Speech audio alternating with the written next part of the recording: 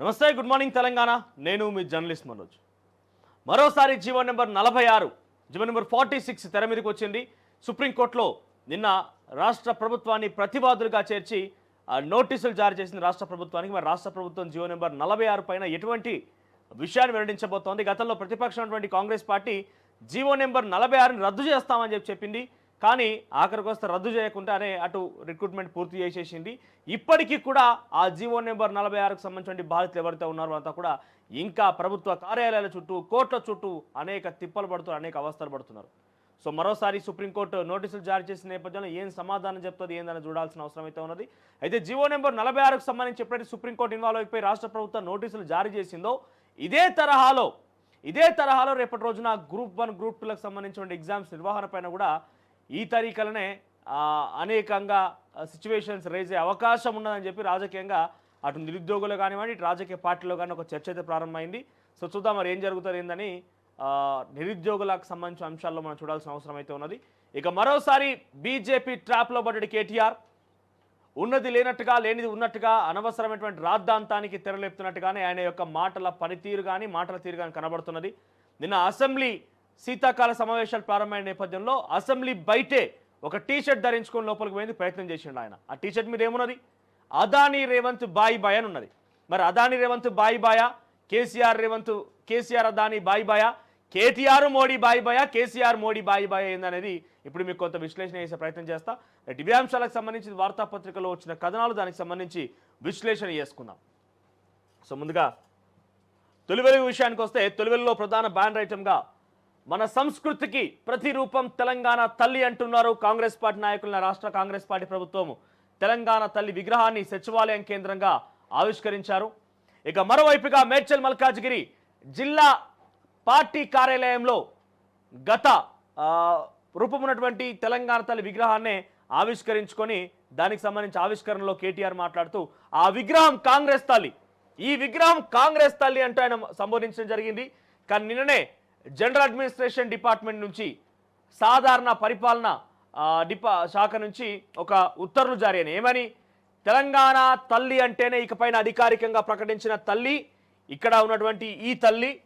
ఎవరైనా కనుక కించపరిచే విధంగా మాట్లాడినా, తెలంగాణ తల్లిని ఇన్సల్ట్ చేసే విధంగా ఫోటోలు, ప్రచురణాలు, వీడియోలు చేసినా కూడా వారిపైన చట్టరీత్యా చర్యలు తీసుకుంటామన్నారు.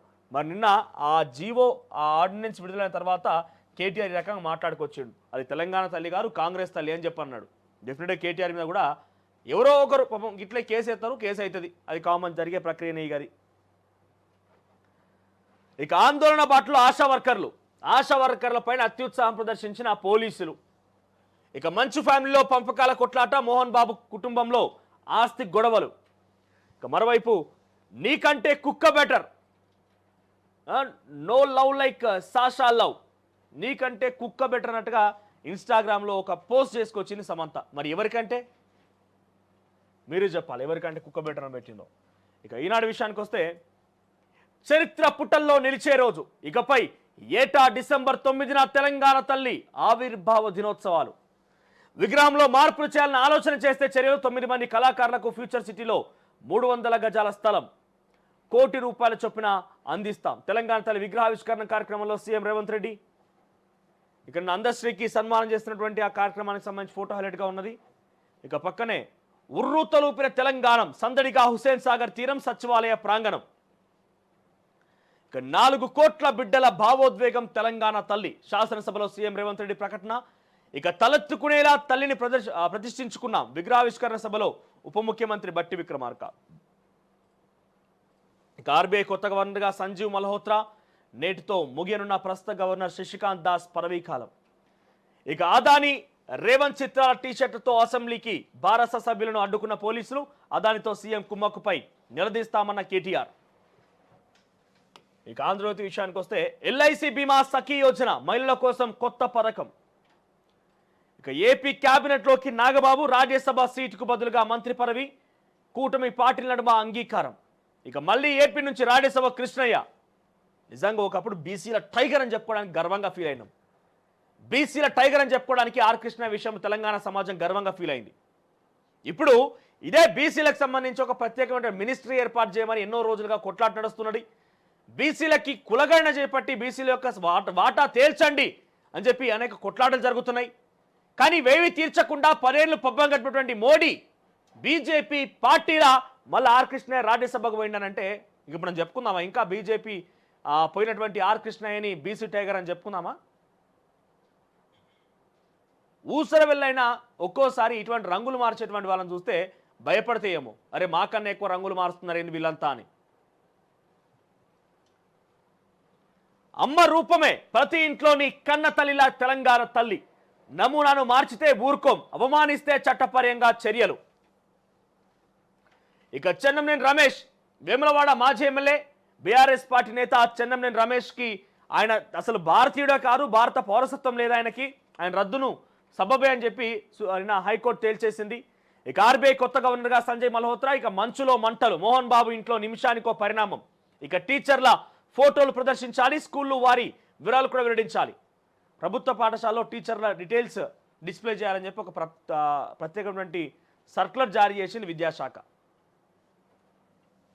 ఇక వెలుగు విషయానికి వస్తే వెబ్సైట్లో గ్రూప్ 2 హాల్ టికెట్లు ఈ నెల 15-16 తేదీలో రాత పరీక్ష. 783 పోస్టులకు 5,51,943 మంది అప్లై.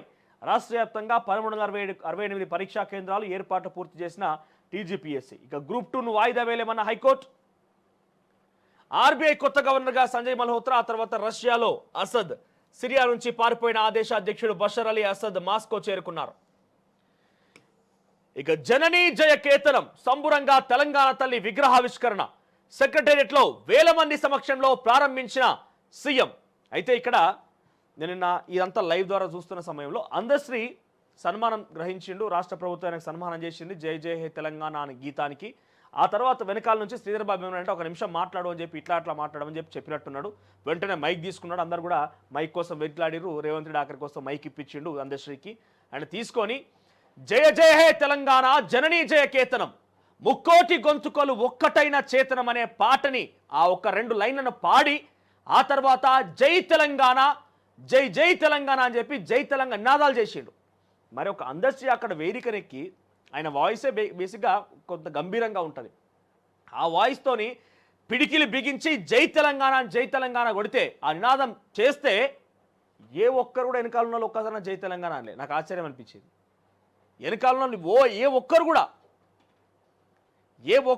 జై తెలంగాణ అని చెప్పి అనుడు కాదు కదా, వాళ్ళ నోటి నుంచి ఆ మాటే రాలే, పోయి సైలెంట్గా కూర్చున్నారు అంతా. మీరు ఒక్కసారి కావాలంటే లైవ్లో చూడండి, మళ్ళీ మనకు యూట్యూబ్లో దొరుకుతుంది వీడియో కూడా. అంతా అయిపోయి సన్మానం తీసుకున్న తర్వాత ఆయన మాట్లాడి 2 వ్యాఖ్యలు ఏదో మాట్లాడుకొచ్చి తెలంగాణ తల్లి కావాలి మనకు, తెలంగాణ దేవత కాదు, వజ్ర వైడూర్యాలు ఒంటి నిండా పూసుకున్నటువంటి ఆ దేవత కాదు మనకు కావాల్సింది, తెలంగాణ సామాన్య మహిళా రూపం తెలంగాణ తల్లి కావాలని చెప్పిన తర్వాత ఆయన జై తెలంగాణ నినదించిండు. ఏ ఒక్కరన్నా వెనక నుంచి జై తెలంగాణ అంటారేమో అని చూసిన. ఇటువంటివి పట్టుకుంటారు. ఇప్పుడు నేను మాట్లాడినా కదా, ఈ సెంటిమెంట్ అంశాలని తెలంగాణ సమాజం పట్టుకుంటుంది. ఈ సెంటిమెంట్కి సంబంధించిన అంశాలను బీఆర్ఎస్ పార్టీ పట్టుకొని రాజకీయం చేస్తుంది. మరి అటువంటి సెంటిమెంట్ అంశాలని మీరెందుకు గ్రహించలేకపోతున్నారు? మీరెందుకు అతీతులు దానికి? మాట్లాడదాం. ఇక ఢిల్లీలో 40 స్కూళ్లకు బాంబు బెదిరింపు. ఇక ఏపీ బీజేపీ రాజ్యసభ నుంచి ఆర్ కృష్ణయ్య. చెన్నమనేని రమేష్ జర్మనీ పౌరుడే, బీఆర్ఎస్ మాజీ ఎమ్మెల్యేకు హైకోర్టు ఎదురు దెబ్బ. ఇక తెలంగాణ తల్లి విగ్రహం ఆత్మగౌరవానికి ప్రతీక అన్న సీఎం. ఆశాల ఆందోళన ఉద్రిక్తత అంటూ ఒక వార్త.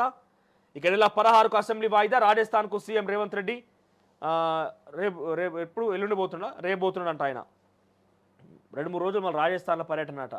అసెంబ్లీకి మళ్ళా కేసీఆర్ డుమ్మా. ఫామ్ హౌస్కే పరిమితమైన ప్రతిపక్ష నేత. ఆ తెలంగాణ తల్లిని గాంధీ భవన్ పంపిస్తామన్న కేటీఆర్. అసలైన తొలి వెలుగు. ఫాలో వాట్సాప్ @తొలి వెలుగు official.